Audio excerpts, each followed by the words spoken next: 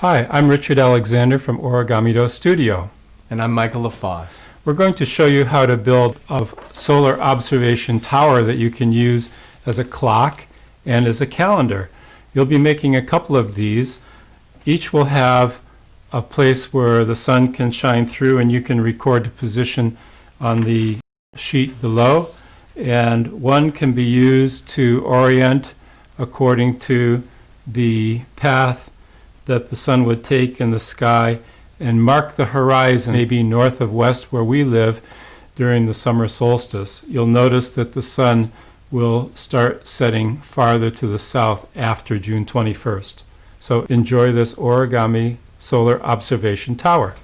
For each crown, you will need 4 same-size squares, and you'll need an extra square if you'd like to stack the crowns. Let's learn how to fold the puzzle pieces and build the crown. Simply fold each square in half diagonally to make a triangle, and then fold the triangle in half, corner to corner, like this. Make good sharp creases. Open the paper so that the angle between these 2 triangles is square, like this. Here we have 4 finished puzzle pieces, and they can be fitted together to make a crown like this. And it's simple. Each puzzle piece has 2 triangle flaps, and there are open edges. Take 1 triangle flap from one puzzle piece and fit it inside the opening of another, like this. And we keep going all the way around.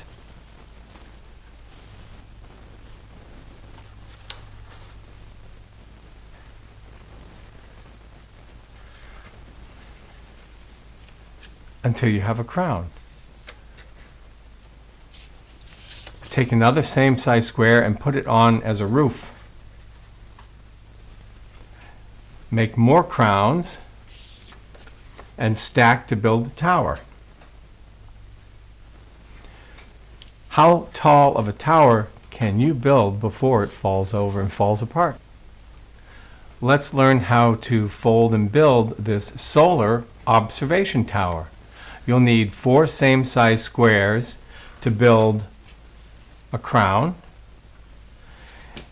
You will need another same-size square for the roof with the aperture. And because you'll be using this piece as a measuring tool and observation tool, it'll be best if you use a glue stick to keep the pieces together. And you'll need a scissors for cutting the opening on the roof. Fold the puzzle pieces as for the crown in the earlier part of our lesson, but glue them together. A glue stick works very well. Always use the same corner for glue. So I'm going to use this inside bottom right corner on each of my 4 puzzle pieces. Just a little bit of glue stick. If the corner has glue on it, it goes inside an unglued corner of another puzzle piece, like this, and then pinch so it stays. If the corner has glue, it goes inside the non-glued corner of another puzzle piece. All the way around.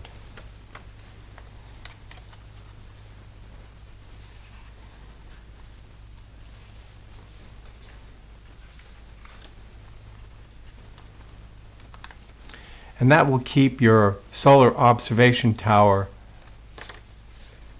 together and square. And you'll be using it this way with the square opening at the top. Now let's learn how to fold the roof. Fold the square in half, corner to corner.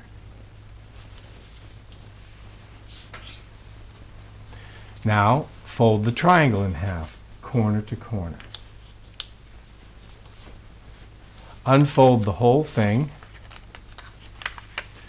and you'll see that the creases cross at the center. That crossing point is our landmark. One at a time, fold each of the square's corners to the landmark at the center.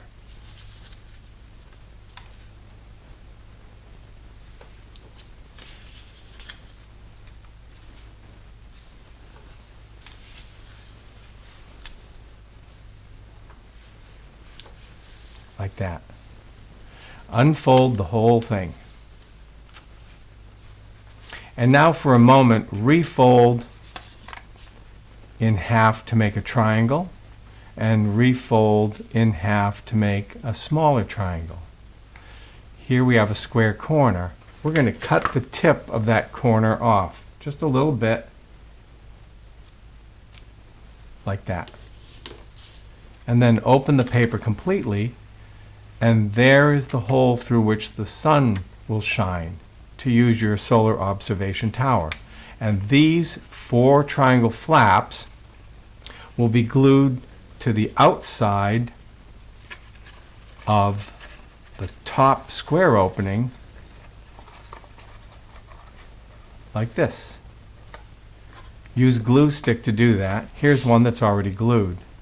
And you would stand your solar observation tower up on your marking paper like this. We'll explain how this is to be used, and you can come up with your own ideas once you get the basic plan for this. Here we have one of our towers on the equator, and during the equinox, if you put a tower during noon on that day, the sunlight would go straight down the middle of the tower.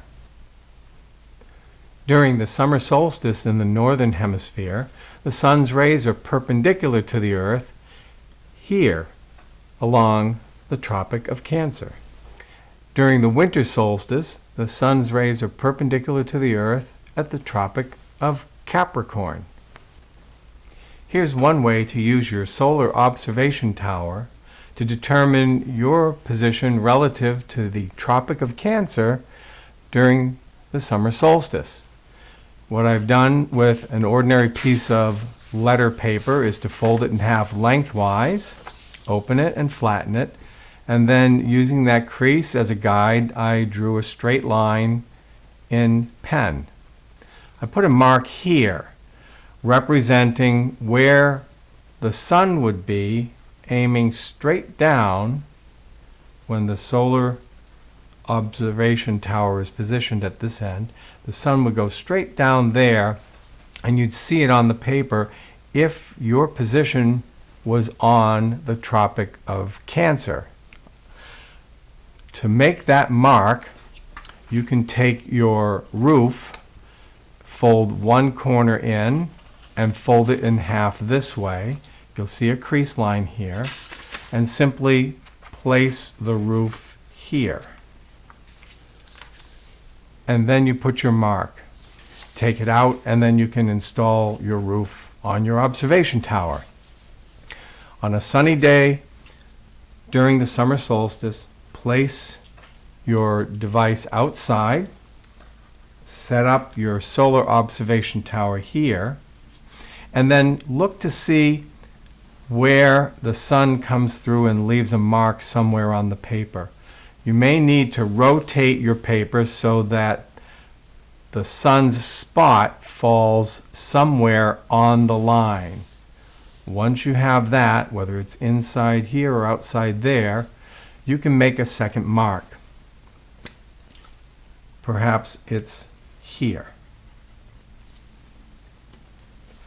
Then remove the observation tower, and you can see the distance.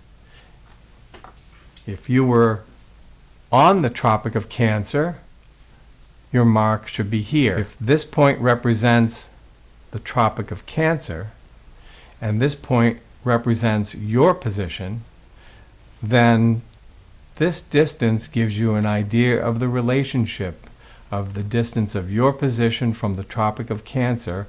The further north you are, the further away from the Tropic of Cancer you are on the summer solstice. You can also use this as a clock. When the sun passes through that hole, it will project onto the table below, and you can make little marks every hour on the hour and use that as a clock. If you have a sunny spot in your backyard or a good view of the horizon, you can use your solar observation tower to make some key observations. If you do have a compass, you can lay out a map like this with north, east, south, and west, and orient your paper on a picnic table or a patio table where you can see the horizon when the sun comes up and when the sun sets. Now, as a solar observation tower, we're going to make another tower that we can set on top of this one and pretend that we have a way to look from this apex where the spaghetti shows where it's resting and kind of like a cradle, and making sure that the holes align. We can orient this just as the early people did with Stonehenge. Let's say that we noticed that the sun was coming up at this location on the horizon. Now, in the early days, people probably said, oh, that's the farthest north that the sun rises, right over that pine tree. Well, we can actually use another piece of paper as a straight edge and transfer that mark at the end of the spaghetti right down here and make a mark like this and call it sunrise, and today's date 6/21. And then when the sun sets in the west, we can line up our line of sight, and I'll just push the spaghetti over. Use your perpendicular tool to transfer the spaghetti position down to the table. And during the summer solstice, you can find out how accurate your compass was just by joining those two lines. That would be a perfect east-west between the sunrise and the sunset, a straight line across. Now, back in the very early prehistoric days, people didn't mark maps or perhaps the tree where the sun set during the solstice, died and another tree grew up in a different position. So they planted rocks and they did it around the circle to make a calendar, and they called it Stonehenge in England. Other cultures built pyramids to record where the sun is setting on key dates. And one thing that everybody found quite amazing was the sun kept setting farther and farther to the north on the western horizon until it reached the summer solstice, and it seemed to hang there for a few days, and then it gradually started to go back to the south along the western horizon, and it went another 23.5 degrees until we were at the winter solstice, at which point it seemed to stop again and make its migration back. So in the northern hemisphere, when the sun is coming toward you, the days are getting longer and longer and longer, and then after the solstice, the days start getting shorter and shorter and shorter, depending on where on the horizon the sun sets.